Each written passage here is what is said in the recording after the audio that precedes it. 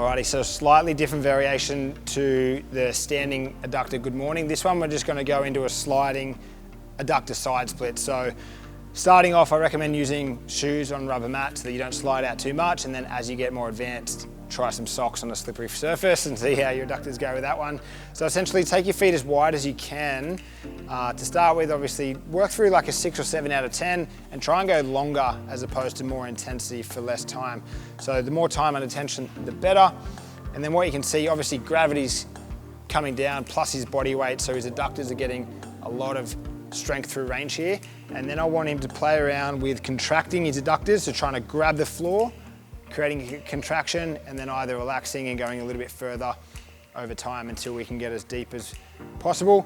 A few other things to point out would be trying to squeeze your bum and drive your hips forward so you've got a tall torso, and that's going to make sure that we're not relaxing and turning it more into a hamstring dominant drill.